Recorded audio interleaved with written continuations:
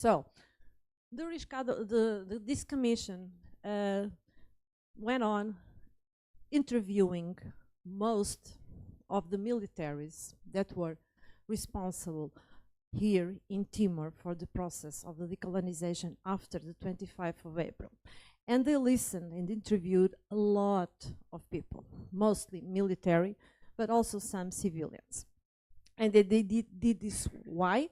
Why? Because all of us know that the decolonization in Timor was not an ideal process. It was an aborted decolonization. Everything went wrong at the end with the Indonesian invasion. And why did this happen? Well, there was no liberation movements in Timor in 1974 after the revolution in Portugal. So the militaries here, the Portuguese militaries, they got involved in politics here in Timor. They assumed they had to teach the Timorese how to self-determinate themselves, since they hadn't any knowledge about what self-determination was. There was no political movements in here. So they even committed themselves to help form the political associations. And you know that in early May, all three major political associations were formed: the UDT, the APODETE, and the SDT, and later Fretilin. And the militaries from Portugal, they got highly involved in this, and they were later accused of favoring one side or the other, or even accused of favoring the integration with Indonesia. So the turmoil after the crisis in August 1975 ended up with most of the military being accused of treason here by the Timorese, but also in Portugal, which is something probably most people don't know, is that this military in Portugal, they were accused of so many things. And over the years and over the decades, every time that someone in Portugal or in other parts of the world talk about what happened in Timor and the invasion, the militaries that were here, they were always accused of being responsible for what happened. But is that effectively what happened? Were they effectively responsible? Well, this commission tried to understand what happened. And regarding the involvement of the Portuguese military in the political questions here in Timor, they assumed from the beginning, immediately after the 25th of April revolution, that they would need to tell the people in Timor what was happening in Portugal, what was going to happen here in Timor. And the newspaper, Voz de Timor, is probably one of the most important sources to tell people what was going to happen. And most of the articles that show up in Voz de Timor, they passed on through the military's hands. Of course, we know we have some articles from Timorese, but these main political news, they were written by Portuguese military, and they cover almost everything that goes on in Portugal, since the declaration of the MFA movement, from the decision of Spínola in July 74 to assume that, well, that all peoples in all colonies have the right to self-determinate, which was an expression Spínola really didn't like at the beginning, because it implied immediately the possibility of independence and undermined his vision for a federation of colonies with Portugal. And since the military were so highly involved in the politicization of the Timorese, people started to look at the MFA as a political party, which was not. And the MFA, for instance, in that newspaper over there, tries to explain people, well, the MFA is not a political party. Being involved in politics, it's not the same as partisanship. And this was very hard for the Timorese to understand the differences. And, of course, in Portugal, the politics there, namely Almeida Santos, which was the Minister for Interterritorial Coordination, he really didn't know Timor, and he said in August 74 that Timor was for Portugal this big ship in the ocean which costed a lot of money to Portugal, and nobody here liked it, from the UDT or Fretilin. And when he came to visit Timor in October, at the same time where Ali Mortopo was in Lisbon talking to the President of the Republic and the Prime Minister, everybody here started to tell, no, we are not for sale, we are not an immobile ship in the ocean.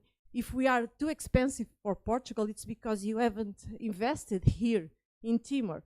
So what happened is that Timor went into a political turmoil that we all know what happened. We happened to try to join the political associations to understand with themselves, like when UDT and Fretilin decided, well, okay, we can talk together, but then their association between them just didn't work out, and things got stronger and stronger with different positions. And of course, in Portugal, what happened is that, well, newspapers like this one here started to talk about, well, this is not going well in Timor. We will probably have an Indonesian invasion because Fretilin is a communist, and this happens to be in most of Portuguese media and also in here. And of course, what happens is all the political associations, they went in this kind of public reunions and telling what they are thinking about what was going to happen. Well, the Indonesian invasion happened, the formal one in December, but of course they were already here for many months now.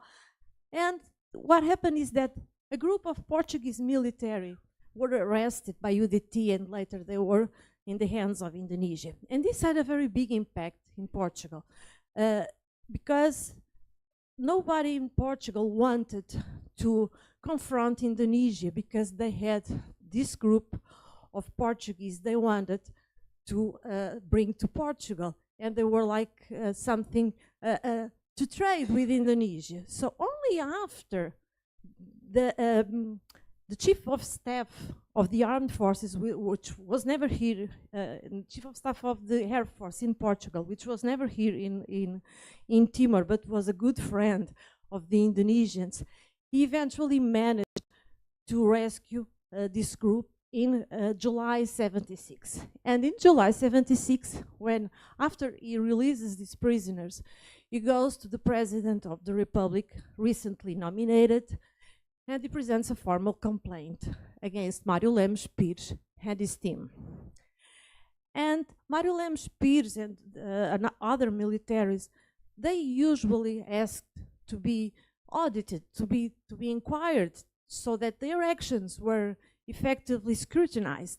But President Costa Gomes never wanted to do that, because he thought that this would put in question all the decolonization process in all the African colonies. So he said, no, we are not going to do a public inquiry to the decolonization of Timor. But Ramalhianes changed his position, and he ended up nominating a committee. This commission,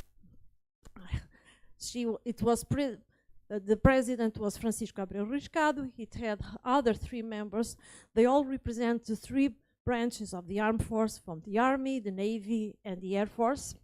And the mission was to analyze and clarify the decolonization process, considering all the controversial aspects that happened.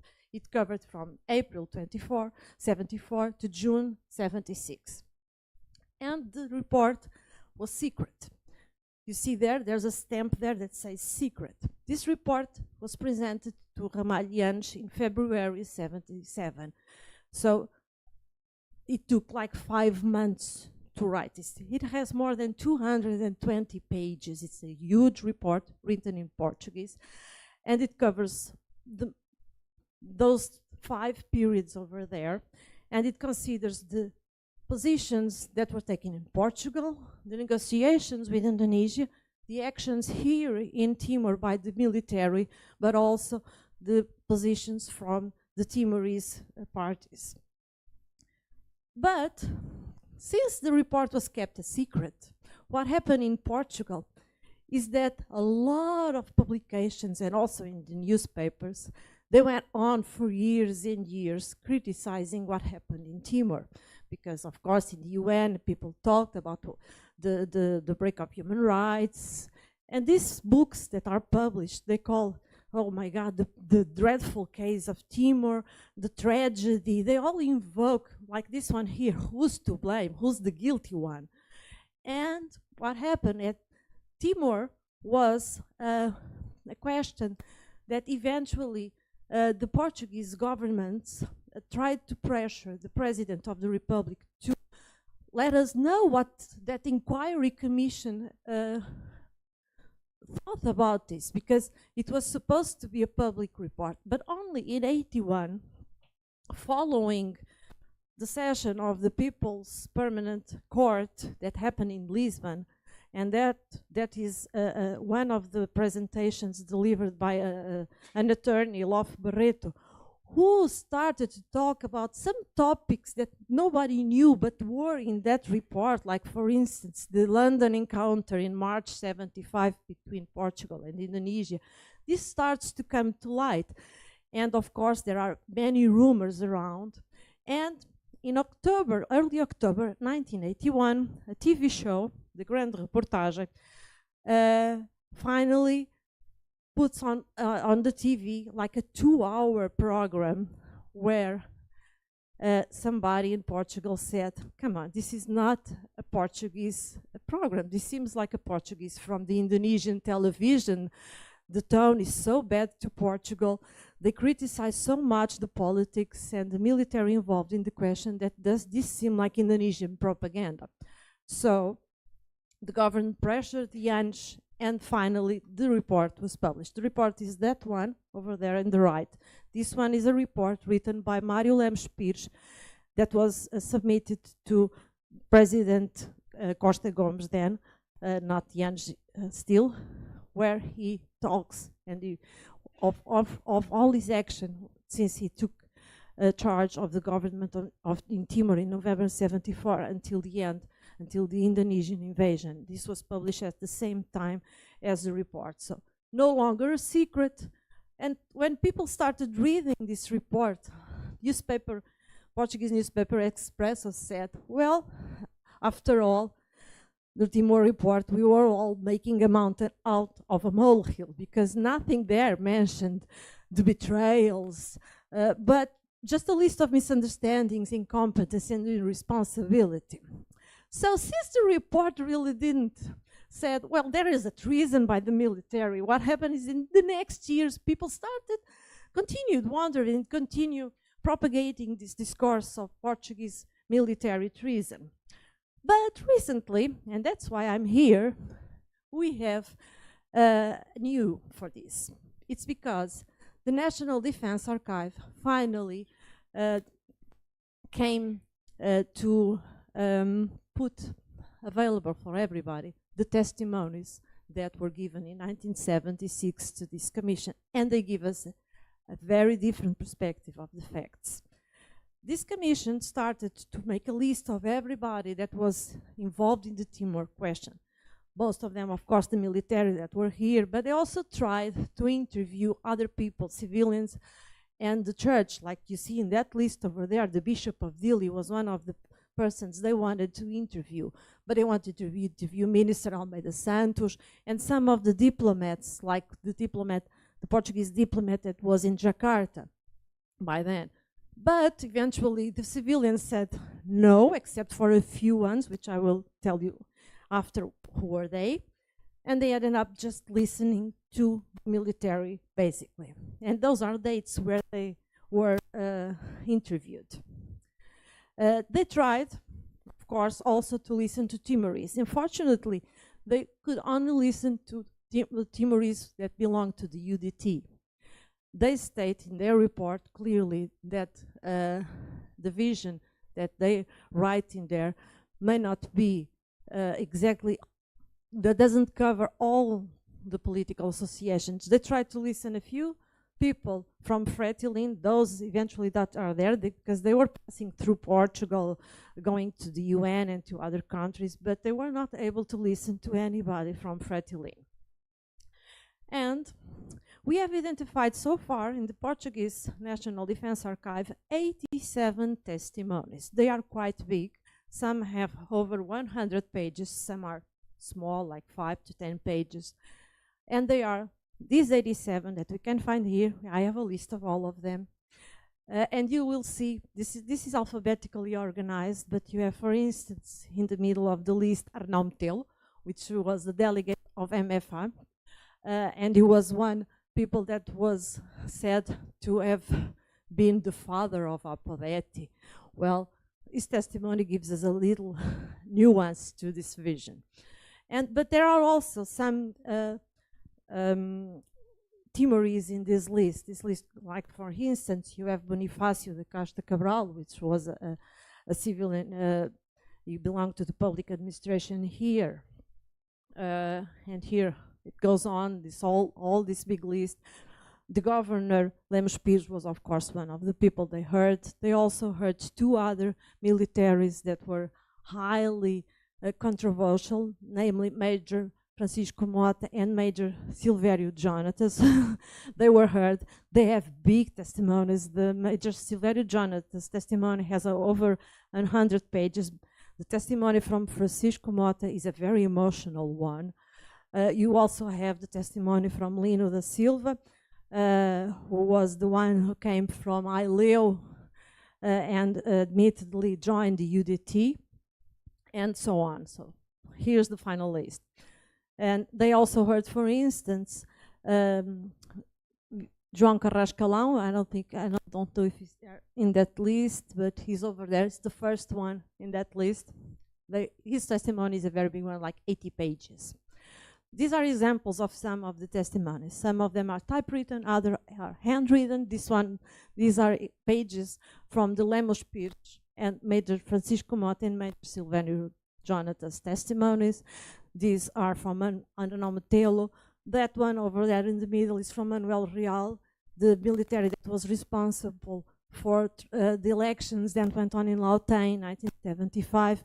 And for instance, we have also the testimony of recently deceased Professor Barbedo Magalhães, who talks about the project of education that he developed in Timor, so there could come more Portuguese teachers here to teach the Timorese how to educate in Timor terms.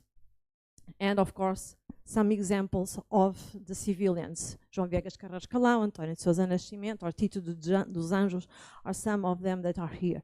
And these are examples of the questions they were asked. They were asked to talk about their mission, and then they were asked specific questions like Arnão Metelo's attitudes towards AMRT, the behavior of Magiolo Gouveia, who was the former police commander and died, and because he was arrested by UDT and later killed by Fretilin, supposedly. And they also asked all the militaries and the civilians to interpret what they thought it was the political association's behavior. So, to finalize, I would like to say that these testimonies are now being studied. I have a project, a small project funded in Portugal to bring to the public again the Riscado report. Hopefully a new edition will come up next year with an introduction commenting the work of the Commission and some footnotes, we hope, stating where from which testimonies the information in this report relates to. But, just to finish, we have recently, last month, discovered a second inquiry, which this is the final conclusions. This second inquiry, it's not a military inquiry. This is an inquiry to that TV show program, the Grande Reportagem, because since the Grande Reportagem seemed like Indonesian program on Portuguese TV, and since the military commission couldn't hear the politics in Portugal from 74 and 75, like the President of the Republic or like Minister Almeida Santos, this second inquiry commission was able to hear. And we have just looked at the conclusions, and they listened to Costa Gomes, they listened to the Prime Minister Vasconcelos, they listened again to Lemos Pires, they listened to Mário Soares Almeida Santos and Jorge Campinos, who is also a controversial figure in Portugal, since he was present in the encounters with Ali Mortopo in October 74. So we will have more news about this next year, hopefully. Thank you so much.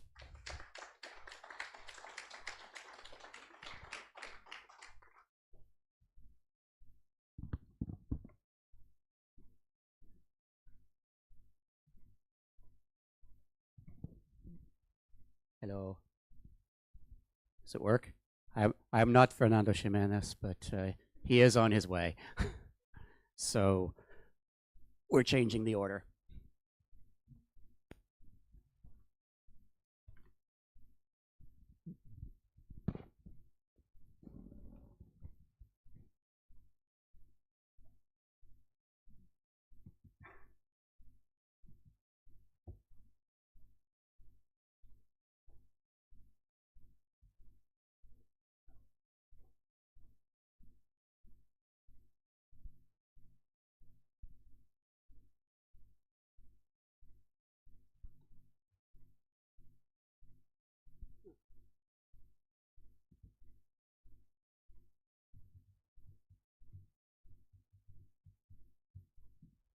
So I made my title a little shorter because it was way too long. So thanks very much for the chance to be here today. I want to dedicate the talk to Tom Hyland, who passed away recently. And thanks to UNTL for the wonderful hosting that the rector and others at the university have supported really well. That's great to see. So I say, Kwe Ndala Wizi David, Ndala Wabanakia Wandakina. So I'm starting in the Abenaki language, which is what's spoken in the part of the world that I come from, because I think it's important to start off that way and establish my own positionality. I come from Abenaki territory, which has been colonized by Canada in an act of colonial violence that continues to this day. That's not what's supposed to be up on screen. Okay, so like many people here, I have a background in the East Timor Solidarity Movement in the 1975 to 99 period.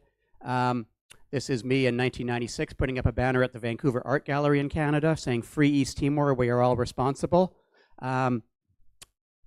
which sums up the attitude of the Solidarity Movement that East Timor was a global problem amenable to global solutions, and the responsibility of the Western governments that were bankrolling and otherwise economically and diplomatically supporting Indonesia. And the story of solidarity movements is also in a new book, masterfully edited by Zelia Pereira and Hannah Loney and Rui Fejo, and I also contributed to it. We're launching it later today. You can buy a copy at 3 o'clock, right here. Come back. It's also free online. So what I want to focus on today is basically historical narratives and mental maps as frames for understanding the history. I'm not going to dig deeply into the archival stuff today. I'm going to try to approach it from these lenses. And I see our next speaker is here. Yay. So mental maps, which I'll come back to. Historical narratives, really important. Timor-Leste has moved through a series of historical narratives, which are not simply ways of explaining what's happened, but also ways of shaping, framing, and even dictating what can happen. I think narratives set the bounds of the possible as defined by those creating the narratives. Not necessarily deliberately, but sometimes in the background. So the narratives to talk about here, the Sejarah Nasional Indonesia, the national history of Indonesia narrative, positions the Timorese as younger brothers being reunited at last after 1975 with their Indonesian sisters and brothers, culminating in an act of integration that happened 49 years ago yesterday. In that integration day is a reunification of Timorese with the Indonesian motherland. However, many Timorese argue, of course, to resist is to win, which is a narrative of possibility and hope, a counter-narrative that as long as resistance continues, independence remains possible. In fact, the longer resistance continues, the more likely independence becomes. To resist is to eventually win. Okay, to persist is to win, you might say. So instead of this narrative of inevitability promoted by the Indonesian state, this is a narrative of hope and possibility. That said, the international narrative was certainly that Indonesia's annexation of Timor-Leste was irreversible. The annexation was a fait accompli. And you see irreversible and fait accompli again and again and again in the documents from many governments. In contrast to that, the international solidarity movement offers a narrative of hope inspired by Timorese resistance fighters. Annexation was brutal, but not necessarily irreversible. Okay? There's a narrative put forward in this building in which we are sitting from the AMRT about the heroic resistance of Timorese guerrillas, particularly men, to Indonesian rule. Sadly, the women tend to be erased from that story, a point that's been made in a few papers here, Camilla, for instance. So the building itself is a narrative about heroism and resistance. And meanwhile, the story that's told in the Truth Commission report, the CAVR, is about an original sin of disunity. The Timorese split into multiple different groups, repenting of disunity, coming together under the CRRN, then the CNRM, finally under the CNRT, reaching unification, and then after a long period of suffering, redemption. It's a Catholic plotting in some ways, right? Yeah. So these are ways of plotting. They're also ways that close off other possibilities. When you create narratives, you also create explanatory frameworks that can, in and of themselves, not just be explanatory, but also dictate what's possible, what is not, that can have formative power in subsequent events. Has anyone campaigned ever in a political campaign in this building? I think they have. Has anyone not? Good question. Okay, so a narrative about the meeting in Macau. This is June of 1975, when Portugal was hosting a decolonization meeting amongst the political parties. Fretilin boycotts over the invitation to Apodeti, which they say is the party of recolonization, not decolonization. So why should they be there? It's led into a narrative of Fretilin blundering its way into a strategic disaster. So the UDT and Apodeti in their Batugadi Declaration of November 30th, 1975, said it had been evident to them that Fretilin has not shown a genuine desire for a peaceful solution. For example, Fretilin refused to participate in the Macau meeting. Fretilin's boycott then becomes evidence in this interpretation of Fretilin, somehow evidence of Fretilin intransigence and unwillingness to make peace. That's a narrative. I'm not saying it's true. It's a narrative that's put forward, right? It's not just these two parties that are saying that. Then this next quote is from José Ramos Horta's book, Funu, written for an international audience. Our failure to attend the Macau talks, he writes, was politically costly, fueling our enemy's propaganda machine, which portrayed Fretilin as a group of communist radicals. This is one of our tactical errors, for which I was never able to find a satisfactory solution, he writes. Which is odd, because he knew why Fretilin didn't go, right? But that's what he wrote for an international audience. It was a tactical blunder. Finally, I think this argument reaches its ultimate expression in David Hicks's book, Rhetoric and the Decolonization and Recolonization of East Timor, published a few years back and also presented at a TLSA in the UNTL auditorium a few years back. This decision to boycott was, he argues, the worst decision made by Fretilin leaders, for their absence cost them the chance to argue for their agenda and parry counter arguments in a full formal setting with international participants, okay? So disaster. Not going to Macau was a disaster. The narrative is built first by Fretilin's enemies, UDT Apodeti, and then by others, that Fretilin committed a terrible error by not attending the meeting. Now, I'm not saying if it's an error or not. I'm not making an argument there, okay? I'm just trying to portray the narrative here, because Fretilin has a counter-narrative, okay?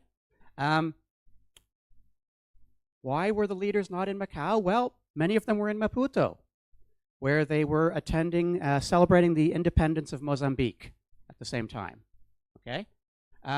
They visited and they sought support for Fretilin in, as Maria Katiri said yesterday here, Mozambique, Tanzania, Zambia, the Republic of Congo, and Guinea, Guinea-Bissau. It was important to be there, Fretilin leaders thought at the time, and it was important because Fretilin was important in Africa was the center of decolonization thinking in this period, okay?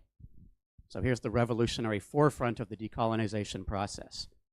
September of 1975, the African Asian People's Solidarity Organization meeting in Maputo pledged, quote, total support for the struggle for national independence of Timor-Leste, in a resolution moved by Samora Machel of Mozambique's Frelimo. And reportedly, according to Jill Joliffe, there were 25 countries pledging to recognize a frontal and unilateral declaration of independence. And this is from Jill Joliffe's book, Writing at the Time. Okay, did this close off the possibility for talks in the future? Fretalin's boycott, did that prevent there from being peace talks in the future? Well, the Portuguese government is telling the United Nations, no, it does not, that it has invited all the parties to meet, and the only argument is about whether they should meet in Baucau, where Fretilin is strong, or aboard a Portuguese ship, or back in Macau, right? That's what they're telling the United Nations. It's not the Portuguese archives, it's the United Nations archives. You have to go to multiple archives to get a story, right?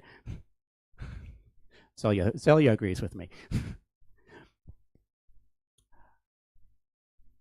Okay, so I'm going to suggest that the difference between the two narratives can be explained by this idea of mental maps, ways in which the world is imagined, and there are two different mental maps at play. So the map, according to one of the first atlases ever printed, is aid given through the eyes to the imagination.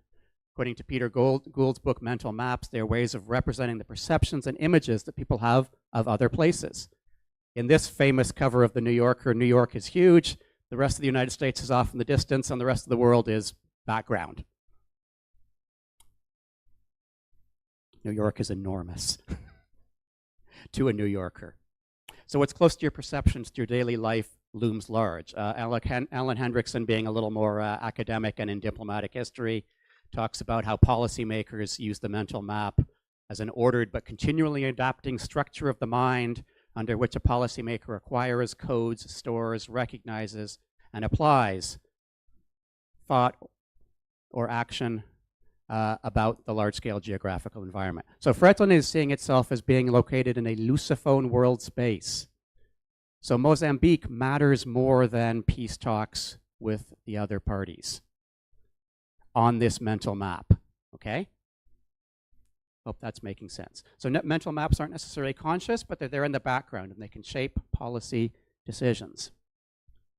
Here's a flipping it around. You can take the map and flip it around. This is The Economist saying China has turned the map of the world around, takes that famous New Yorker cover and turns it into a cover of Chang'an Street in Beijing and the Pacific in America and the rest of the world looming in the distance.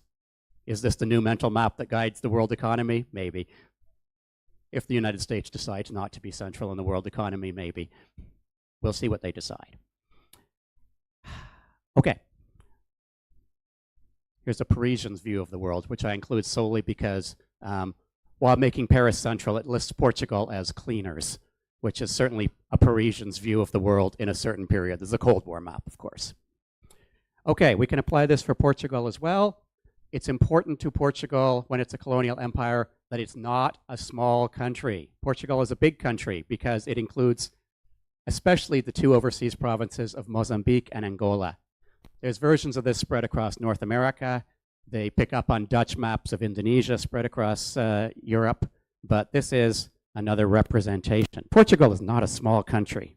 Well, actually, it is a small country, but with the addition of colonies, it is not. And therefore, what, Ramallah was the tallest mountain in Portugal, right? Okay, so this is a mental map of colonialism. Let me stop talking for a second, and I hope this works.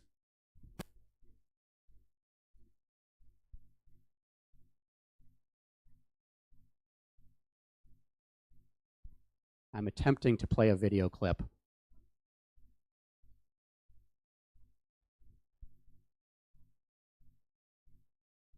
I don't know if it's working or not. Oh, there we go. It's loading very slowly. Portuguese were the ruling over Goa, and there are a lot of, I used to see a lot of white, I mean, they're actual from Portugal, and so the white soldiers. And then Portuguese at that time used to bring in black soldiers from Angola, Mozambique, you know, these were the colonies in Africa. But in Kucharan, they had a camp, soldiers camp, and I used to see them in the market area, but they were mostly located by the army camps. This is a story from Goa. but it's about to be somewhere else.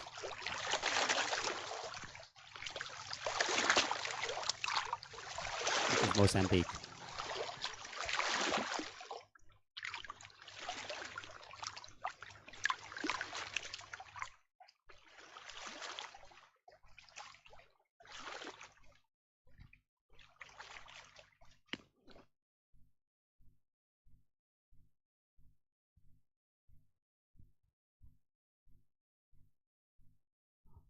Okay, I show that because it's decolonization within a Portuguese empire space. The Portuguese empire is the space that's being imagined, but Africa is really the space of decolonization, of a revolutionary frontier against colonial rule. When Fretilin leaders tour Africa in 1975, they are following in the footsteps of West Papuan nationalists who toured Africa in 1961, going to perhaps different countries, but making the similar appeal to African states to support decolonization in their part of the world, because Africa is where decolonization is happening and where the revolutions can be seen to be going into action. So it's an inspiration, and it's also a political asset if you can gain support from these governments. So I won't go into the details of all the different African groups, but I will say that in 1961, the first action of the newly independent government of Tanzania at the United Nations is a resolution on self-determination for West Papua. And Tanzania, of course, is central in the Mozambican revolution and in its support for Fretilin's attempted revolution in Timor-Leste. Okay?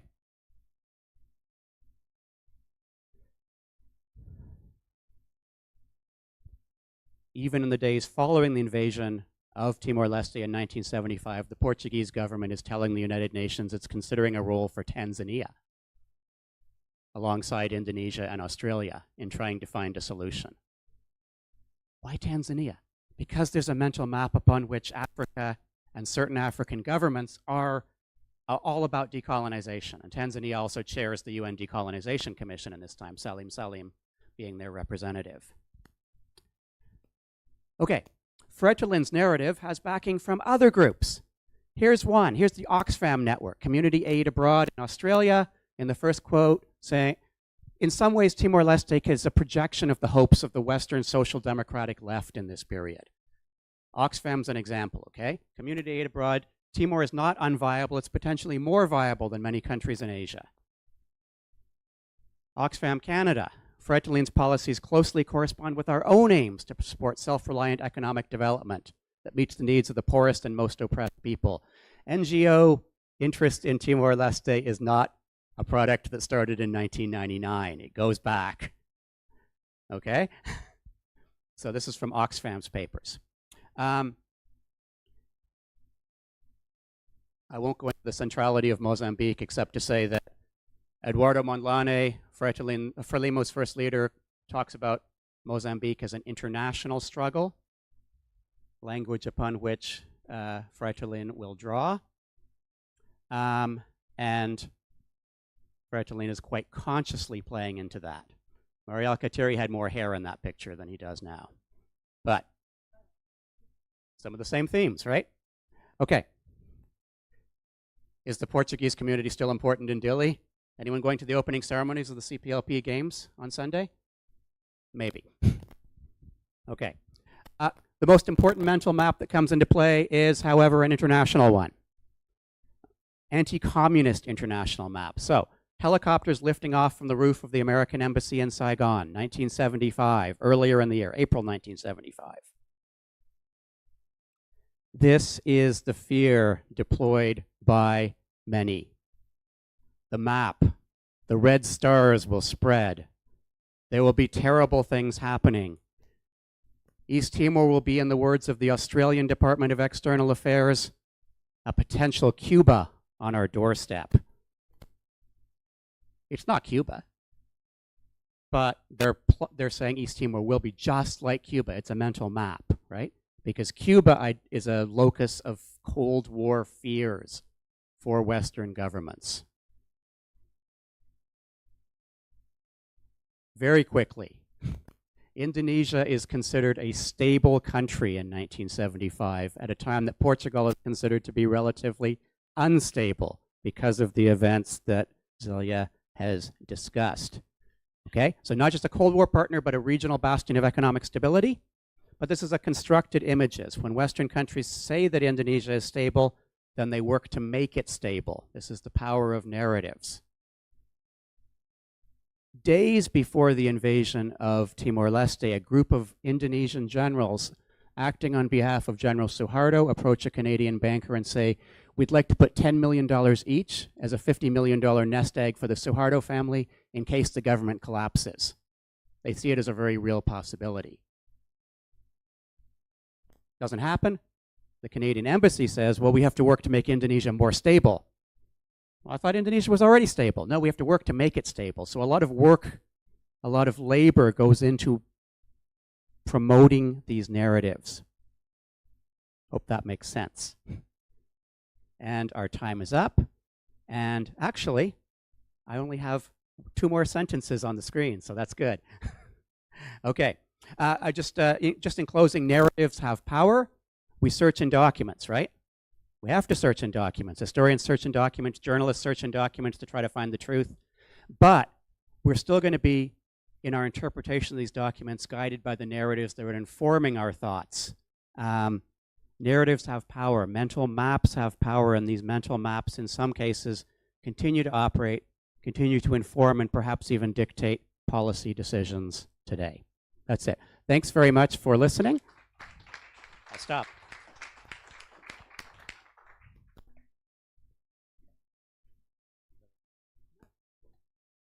No, Zelia's already spoken.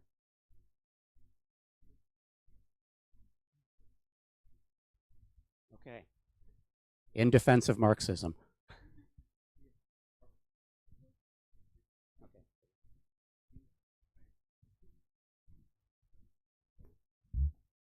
You have it on your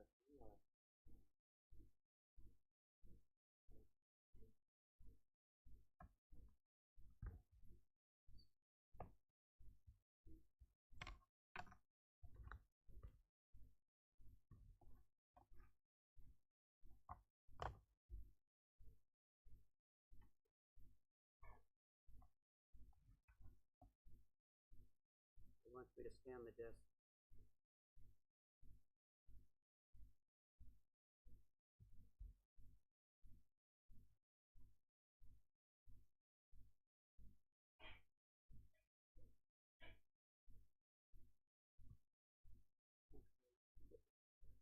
Can you find the file?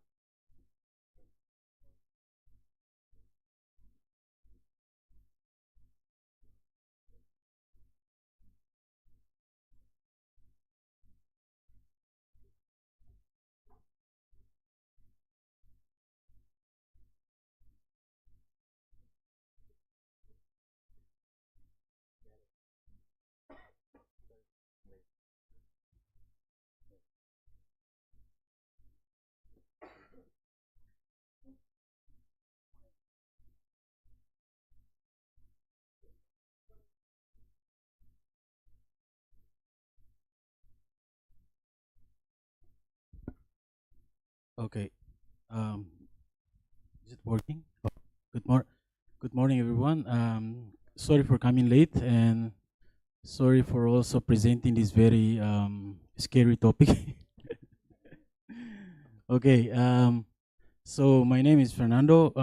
Today I will also share my research. Also, I have a very brief book project on rethinking on Maubere revolutions, and still an ongoing project. This is the previous slide, but I have an updated slide, but I didn't download it yet.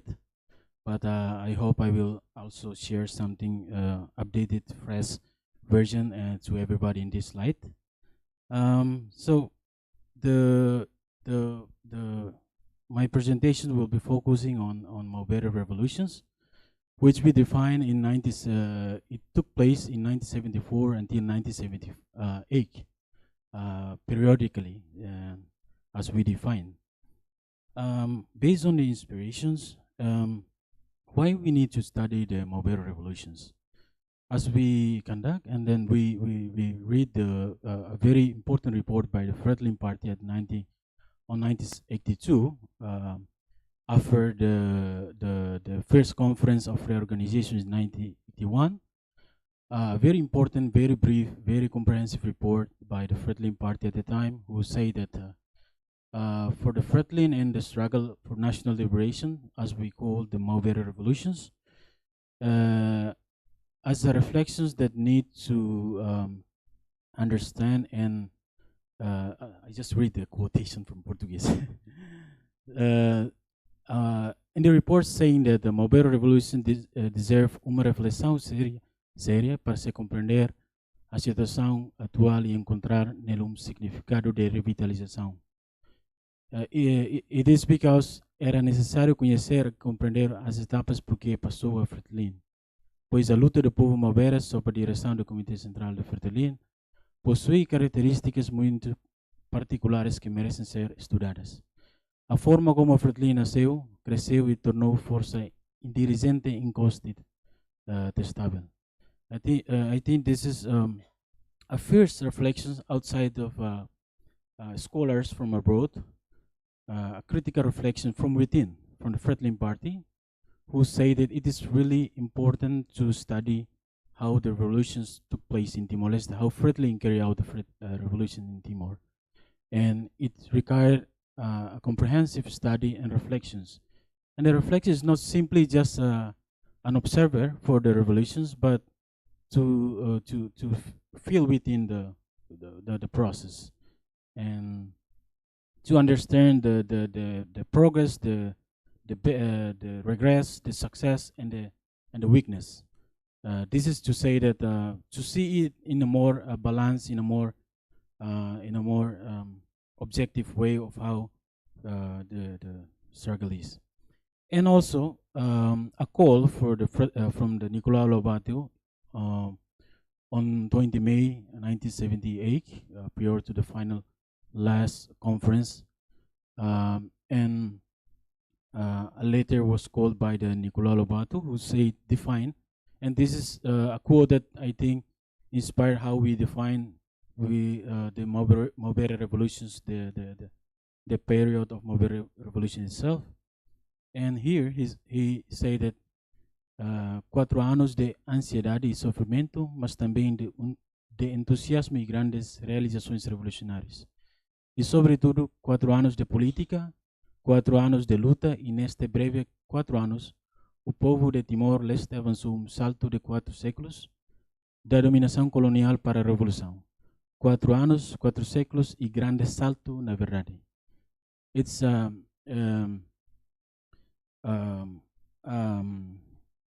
at retro aspect views an intervention from the leaders, but also as intellectuals of Fretilin, intellectual revolutionary, who defined the 4 years of struggle as a great leap forward in Timorese history since the colonial time, and it is about politics, it's about truth, and so on.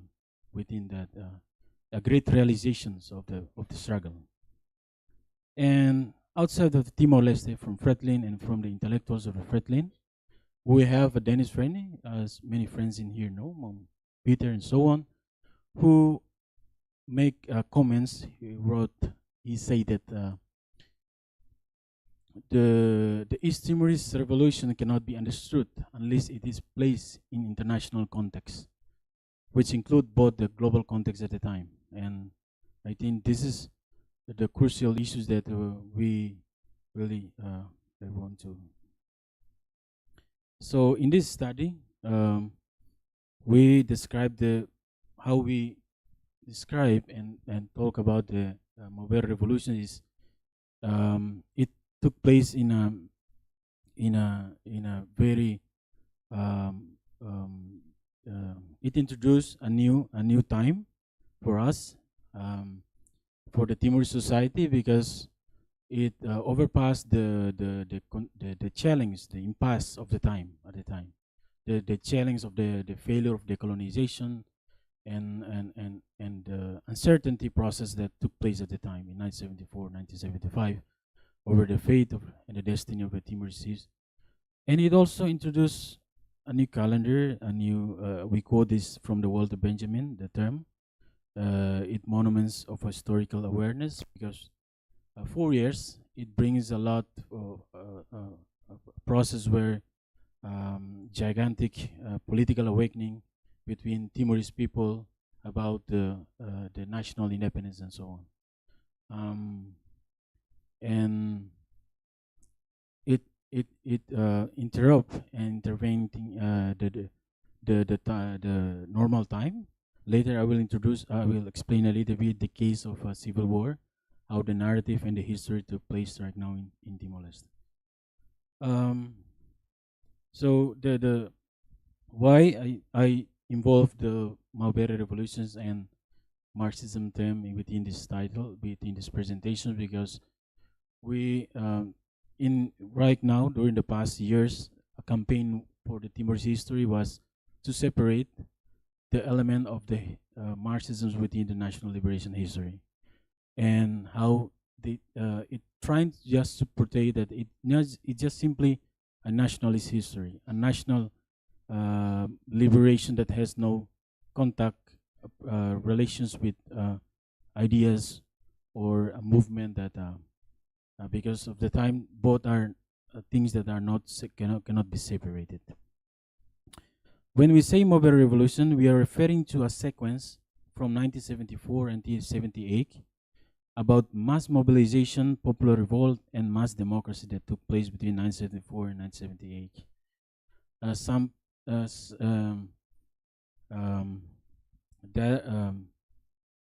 Okay,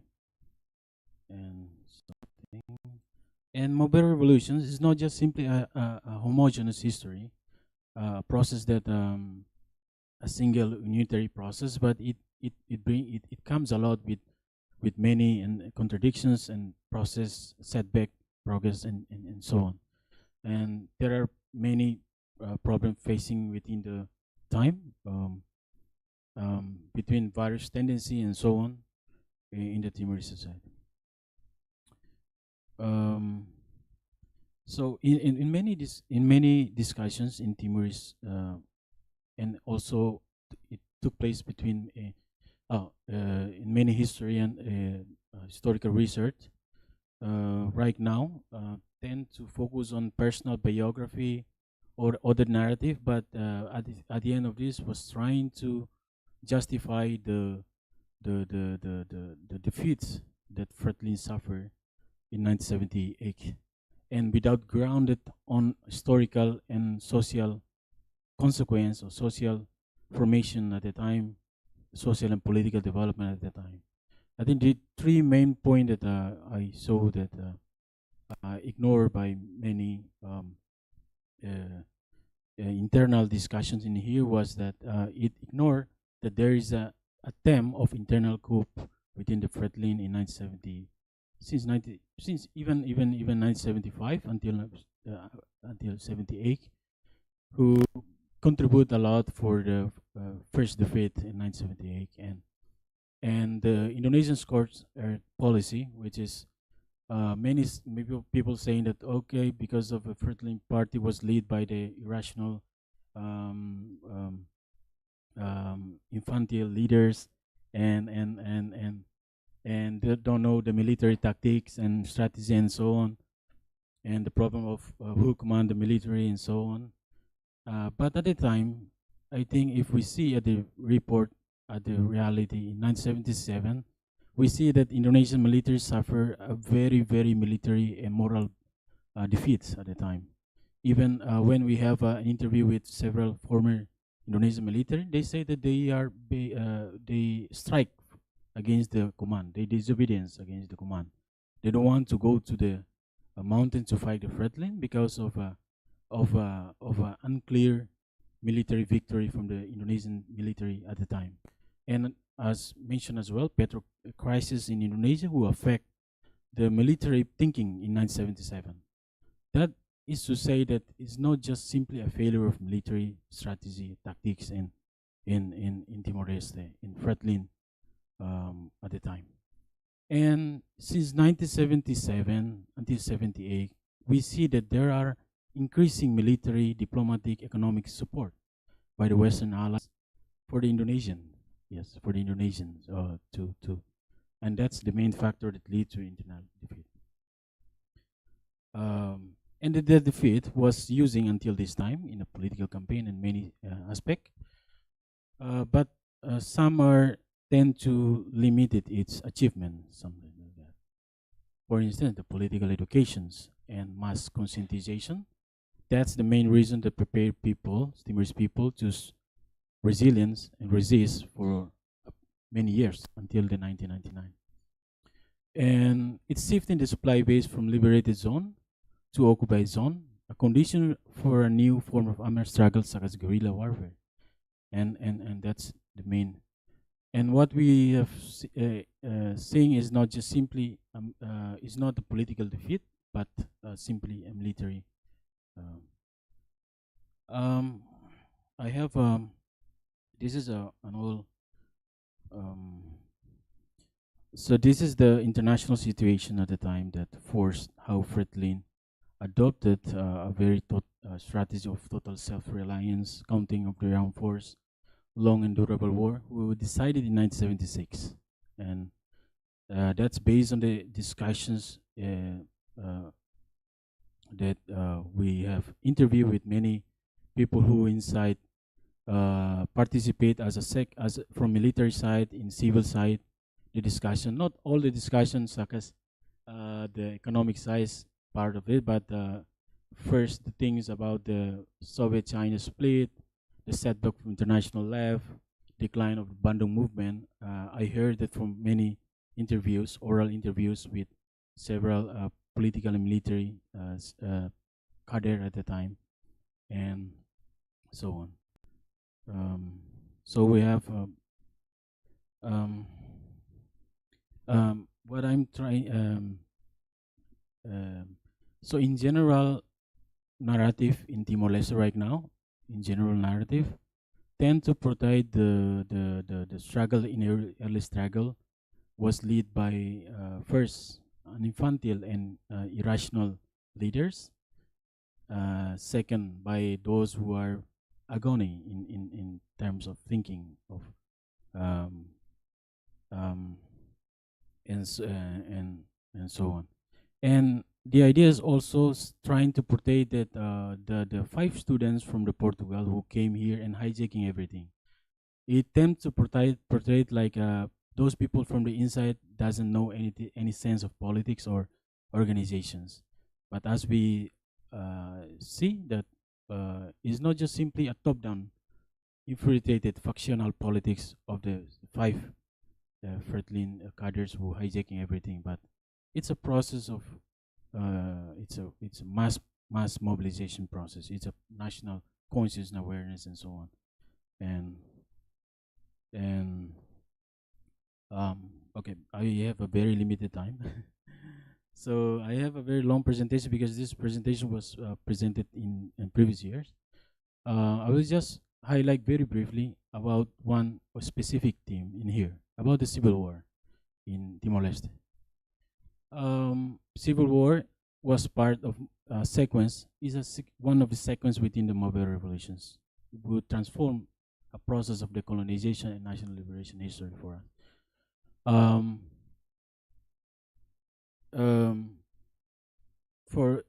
There's the definitions, there's narrative from the Fretilin side, who trying to portray it as what they call a revolutionary civil war. It's a first successful insurrections in the history of people revolt against Portuguese colonialisms in Timor-Leste, at least first successful. Without 5th August armed insurrections, all those processes that decolonizations will be very difficult. Here's the dominance narrative will take place in here. For instance, the dominant one is trying to portray it as a guerra de Mongaling, a war of brothers. And for us, it's just at the time, Indonesians have been effectively used this civil war Guerra de Mangaling as justification for their intervention and so on at the other side. But on the other side as well, the Guerra Mangaling tend to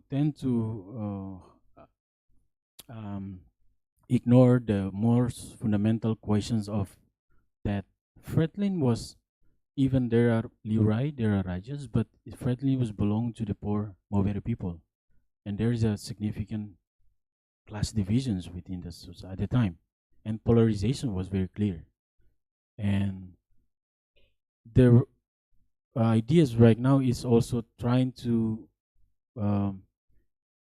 see in a liberal ethical framework, or simply saying victim and who is perpetrator. For instance, we talk about who started the massacre in Ermera, or who started massacre in Betano, and so on. Doesn't see that. For instance, people always tend to condemn the 5th August and 20th August, where the insurrection started, before talking about the 11th of August, where the coup start by the UDT. That's the dominant narrative right now.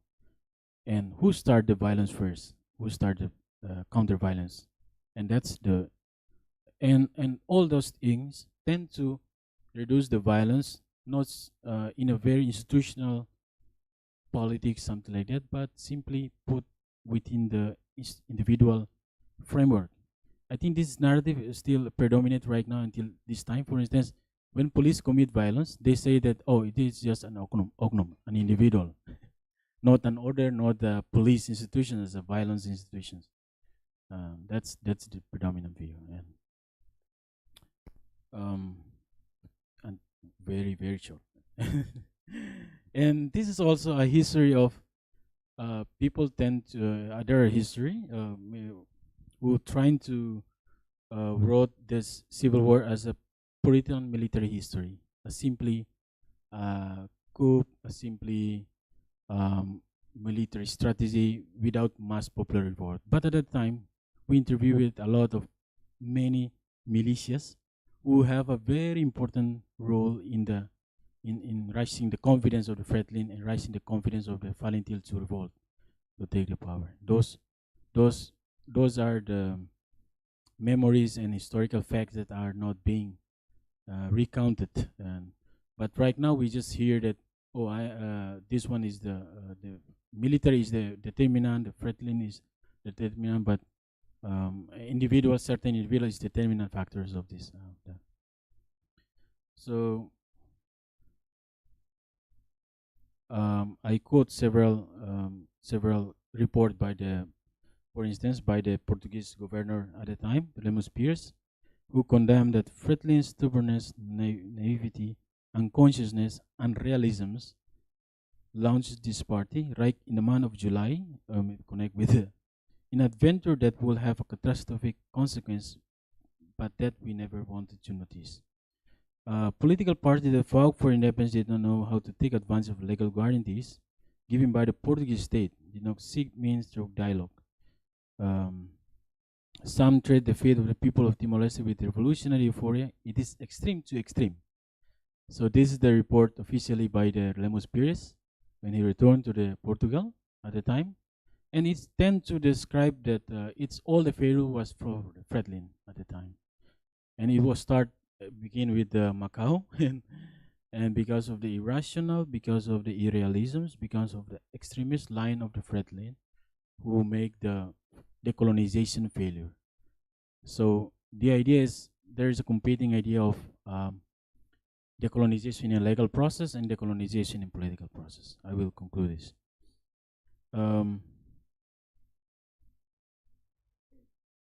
So with all this, we simply conclude that there are two dominant narrative in here, liberal and conservative narrative of the history, and those are the three contradictions, which is, for instance, as you can see, they tend to describe the failure as a simply biological nature, inmature of the Fretlin leader, instead of radicalization of the decolonization because of the failure of the Portuguese to provide a certain process of decolonizations. For instance, to include the council to extend the decolonization until 1976, who make Fretlin became more anxious about the independence and so on. And localized contingency over universal reasons such as demand for the self-determination and independence was. So finally, I quote the one of the cadre of the Fretlin who described the civil war. The armed fight is the inevitable result of the advanced struggle, the struggle between the privileged and exploited, in which there's no middle ground. I think this is the and continue. The revolution is long and prolonged and uninterrupted. The revolution is made by the people because the people are the only creator of the history. I think this is long quote, very critical and relevant to describe the process from the point of view of the Fretlin at the time.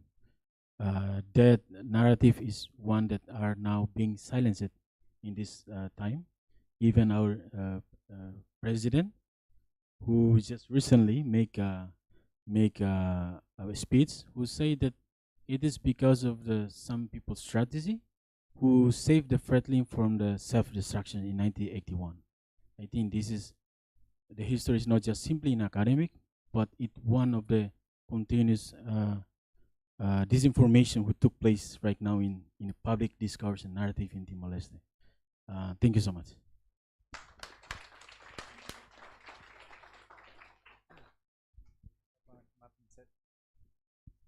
You guys all want to? Would you guys like to come up so we can get another chair?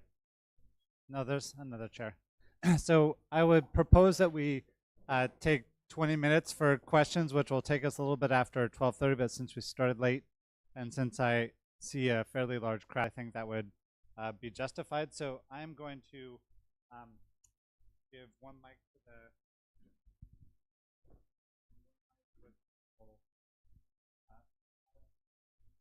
For the audience, are there any questions? So.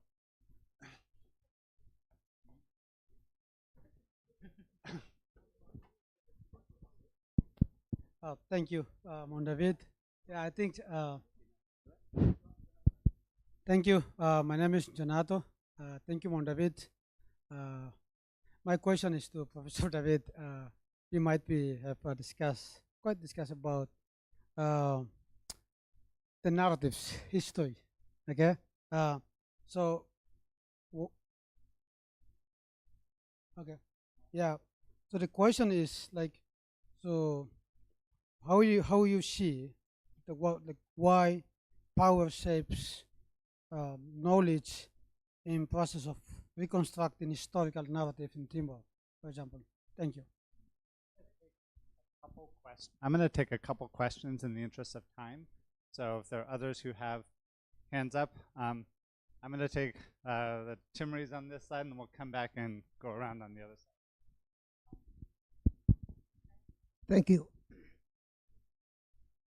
My name is Armindo. First question is to the first speaker. After the report, the Riscado report came out, was there any change, political change in the government, Portuguese government, regarding the East Timor question? That's the first one. The second, to Dr. Webster. Yes, your presentation indeed historically is very comprehensive. But I think there are two important facts that I didn't see there. That indeed the Indonesian invasion, in spite of the reluctance of other, so many countries, but the big boss was here, was in Indonesia 1 or 2 days before, and they left, and then the Indonesian came. In '99, the same thing. President Clinton back then, gave his support, his green light, to Indonesia to. So basically, what happened here in Timor-Leste, to some extent, not some extent, but very decisively, when the big boss say yes, you go or you leave, then that's what happened. Yes. My third question to Mr. Fernando. Yes, you remind and refresh me about those years that 3 years that I spent in the jungle. Every day we are shouting all these revolutionary, songs and very good. I have kind of a hypothetical question, very hypothetical. You mentioned, you quote Hamish Basrawan, Hatta, as one of these ideologues, but I knew much, Vicente Rey Sahe was probably the ideologue who, influenced, more in the jungles, all these ideological framework. Now, my hypothetical question is,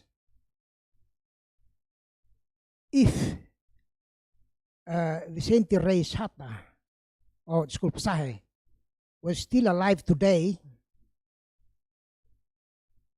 do you think that, with all these 50 years of development, of all these change that are happening, would he still be, holding on in these,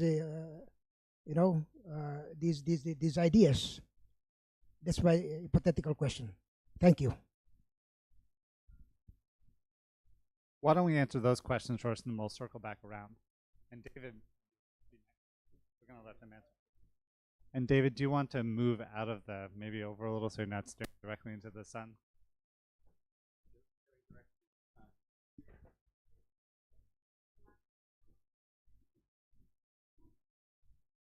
Well, maybe since I'm the woman here, I will start. I have only one question. Well, after the publication of the Riscado report, the only major, it's not a major change, but the only effective change that happened in Portuguese government was probably the decision to support the resolutions that the African former Portuguese colonies usually propose at the UN each year, because they always decline to support those resolutions. And next year in '82, since they realized that Timor-Leste cause was losing votes at the UN, they finally decided to support that resolution proposal. And they realized that they needed somehow to keep the Timor-Leste question alive, so they could gain some time to force the negotiation for an act of self-determination in Timor, which was a point that was settled in Portuguese mind since 1975. They wanted to give the Timorese a possibility of their self-determination. And this was the only thing. It was a decision from both the President of the Republic and the government, which were usually not in the same political stances. So they decided to unite efforts in the UN so they could find a kind of solution to keep the question of Timor-Leste alive. So this was the only immediate effect of the publication of the Riscado report, and the only one. I cannot point another.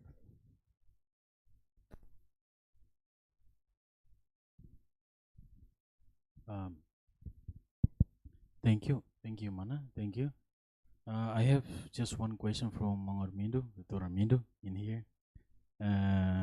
We're also previously from Comité 25, and Armindo, thank you so much for this very important and also questions about this one.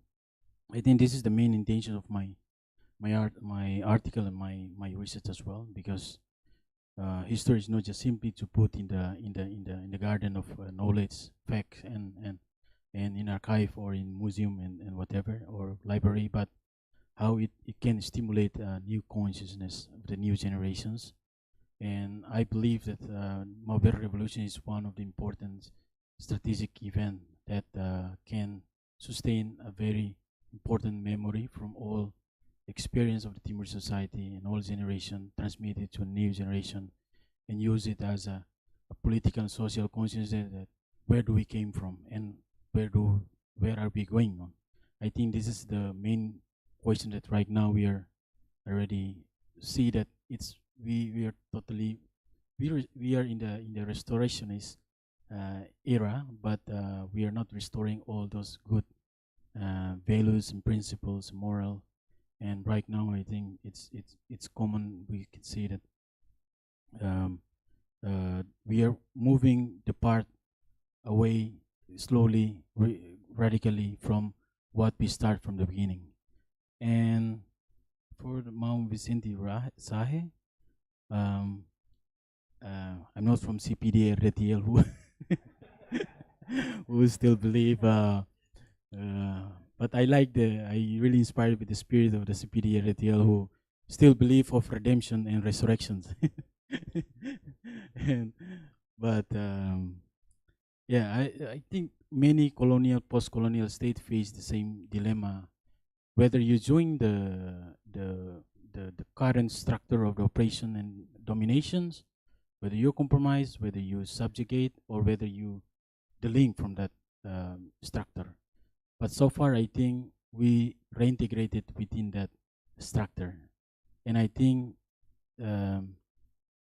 it is also the historical complicity, but not just simply a decision taken by our national liberation movement, but it's a situation that force everyone should be sometimes compromise, pragmatic, and slowly regress, something like that. And many today's past heroes can be right now a tyrant, and we see it in many experience. But I do believe if there is no interruptions of the invasion, I think Fretlin lead Timorese society will have another path and another directions. We will have our own independence development process where we can. I think Fretlin is not just simply at the time. It's not just simply impose the Western ala ideas progressive without compromise, without reincorporating the values of Timorese society and culture. And that's one of the important point that I believe if there's no invasion and occupations, Timor-Leste will have another historical path and directions and outcome as differ with right now. Yeah, and 50 years of development.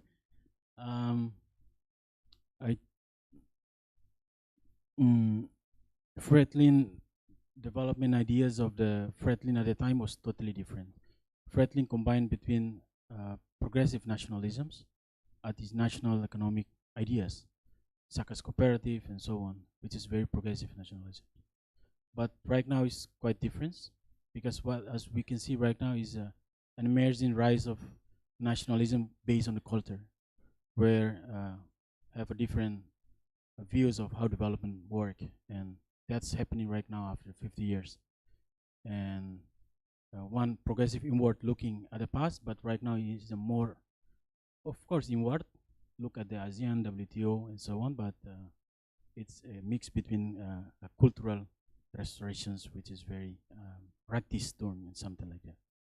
That's from me. Appreciate the question. I don't think there's time for me to answer at depth, so I'll try to answer briefly. On the other hand, hand a historian a microphone and they say they're going to be brief, it's death. In terms of production of knowledge, I tend to think that the duty of academics is to disrupt hegemonic ideas of common sense. that are put about in the in dominant intellectual spaces. So that's Gramsci, right? I have tried to change the way that I talk about Timor-Leste history from a very liberal point when I first started writing to a point that is now informed more by listening to and reading the work of Timorese thinkers, from Abe Barreto Suarez and Bela Gallos to Armindo Maya and Esteban Cabral to newer thinkers like Nuno Chailoro and Fernando Ximenez and Jonathan Luciano. So I'm trying to listen a little bit more, and I think that's important for outsiders to do. And I can't go too much into depth on it, given time. In terms of the things happen when the big shots say they're going to happen. I don't know, sometimes. All the documents show that in 1975 there were repeated suggestions from the CIA that if President Ford or Secretary of State Kissinger wished to stop the invasion of Timor-Leste, they could do so. And it's probably true, just as it's certainly true that the United States could stop the crimes against humanity going on a daily basis in Gaza right now if it wished to do so, but it's chosen not to.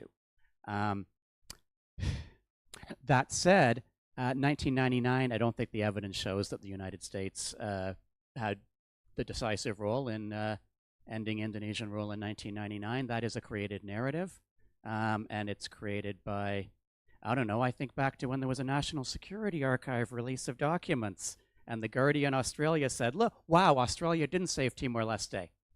Bill Clinton did. But that's not what the documents show. And Brad Simpson can tell you that's not what the documents show, because that's part of your work, right? So there's this narrative created of American centrality in 1999, and I'm sorry, but I don't think the evidence supports it. So it's a more complicated story with involving the International Monetary Fund and involving APEC and involving multiple actors. And I could do a whole separate paper on that, but we don't have time for it today. So we're officially over time, but I propose we go for 5 more minutes or so. I know there are a couple questions, but I'll ask if you could ask a very brief question, and then if one of our other Timorese friends in the audience could ask a very brief question, that will get us to lunchtime. Thank you, Mao. But good afternoon, Botare. My name is Zé. I have a simple question to Mao Fernando. It was a nice presentation. It was very brief, historically about the Mobere. As the young people, young guys of Timorese people, we should understand and then knew about our historical. My question is very simple. Can you, if you don't mind, can you let me know or tell us about what kind of the methodologies are they are using for this concept of this article? Thank you. So one more question from, I'll take back here, and I apologize to those who we didn't get to, but I want to make sure our Timorese friends have the first and last word. Okay, thank you so much. My name is Celso, and I would like to provide these questions to Mount Fernando. Okay, so I was born after we restored our independence, so I was really interested about learning about the stories about my country itself.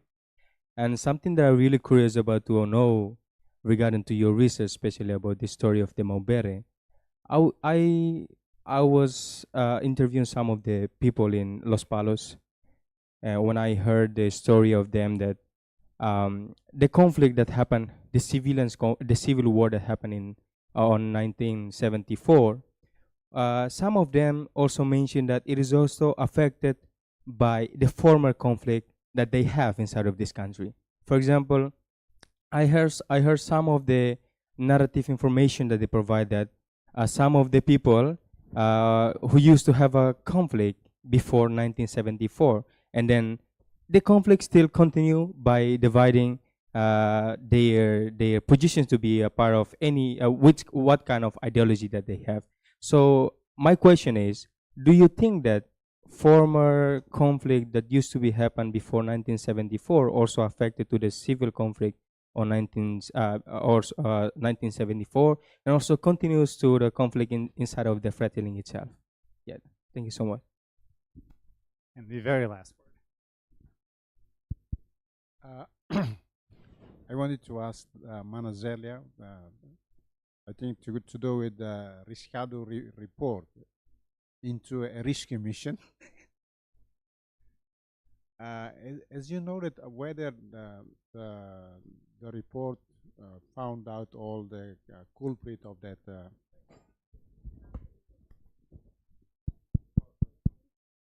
Right. Is it okay, Raf? I mean, whether the report identified the culprit or not, but in my opinion, that the Portuguese government still need to take responsibility of the failing decolonization process. In the past, our leaders, Xanana Guzmão, asked Fretilin to go around the country and ask them to beg an apology to the people of East Timor. And the same UDT also did the same. But I think the Portuguese government should also make an apology to the Timor-Leste people for the failing decolonization process. I mean, this is I haven't heard about this. I mean, all these years, the romantic relationship, just because of during the 24 years, they sided with the resistance, but we must not forget that there are some errors that actually they committed, which has led us to the suffering of the 24 years. So what is your opinion? very quick responses, and then we can go to lunch.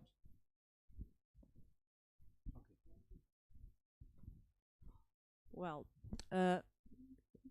as for the actual government, you should ask that yourself. I have no opinion about that myself, because I'm an historian, and as an historian, what I want to is to bring to the public whatever the truth may be. And these documents that I've just found, they probably answer some of your questions. Okay? So like in Timor, you had CAVR interviewing people. We did it in Portugal. The problem is that no Timorese knew about this. This is very, very recently. Most of these people have already died. I have the opportunity to interview two of these militaries, Major Silvério Jonatas and Major Barrento, who was the head of the Chief of Staff of the Armed Forces here after November 74. They are traumatized people. And I think they also need to reconcile their own memories with themselves and with Timorese, of course. Unfortunately, 50 years have passed. It's not easy to do that. You have done it here, gratefully. We still have to do it back home. And I think what I want is to give a contribution for that. As for apologies, I think all sides probably should ask apologies, not to the others, but to themselves, because everybody had responsibilities, I believe. I just want to give the public an opportunity to have access to these primary sources, because these testimonies are from 1976, and they were given in a very closed environment. These military were free to talk about what they did. And what I want is to bring them to you, Timorese, to know them, and of course to the international scholars also, to study them and make their own judgment. Thank you so much. I have 2 questions, just very brief. I didn't want to talk a lot already. About the methodology, I think it's very difficult to research history based in Timor, who face a limitation of archive, museum, and so on. And but my approach is that I tend to feel the marginal voice within that history. For instance, I try to in this discussions about the narrative of a civil war, tend to ignore the the involvement of the mass popular movement inside. For instance, I didn't discuss Putin here, but for instance, there are dominant narrative discussions about what major factors lead to transformation of ICT to Fretlin, something like that. Some people tend to, okay, these individuals take decisions, there is a collective decision and something like that. But the social process was one of the major reasons, because they believe that with that increasing process of radicalization of the people, mass movement, and ICT need to change its posture and then change into a and for instance, it's also it is the people's demand that make Fretlin take decisions to approach the military and launch a counter violence that involve not just a simple military but also simple commoners people. They involve in participating in that, and we so this process I learn mostly in oral history. I tend to involve those who are not part of the mainstream narrative and so on, and at the end of it tend to theorize from that fact, and because many critical voices are being silenced, losing from the historical narrative facts. For instance, who's going to have a very close documents, memories with Sahe or with Amis or with Nicolau Lobato? Because we cannot just ensure with oral history, we need to have a documents. But therefore, intervention of theory within this fact is very important to make the history more cohesive, more. That's my main approach in this report. Thank you for that. And Moling, Celsius, yes. Thank you so much, Moling. You have a very good researcher and professor in here behind you. You have Kisho and many professors who do a lot of research in here. Very good that you can learn from that.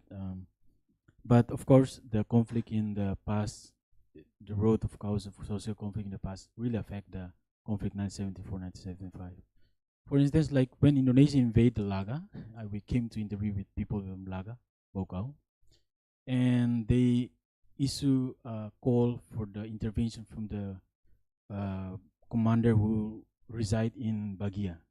And there a lot of people from commander from the Watu Garbau, and when the military came from Watu Garbau, they just not just targeting to resist the Indonesian, but they also have some previous grievance with because of 1959 revolt, when the Portuguese used the reign of Laga to destroy the resistance of the Watu Garbau revolt, and that's affecting the so the military came not just resist the Indonesian military, but they also shoot the animals from the Laga. So there's a mix of sentiments, relationship, lisang, and so on, who very intersecting. As you can see, why people choose Apodeti, because they have a previous internal sentiment of anti-colonialism, because they have a good relation with Indonesia, with Bandung movement, but they change in the. You can read many books from our colleagues in here, who are very can make it more details. But that's a very good, important question. Thank you. I'm going to jump in and do one sentence.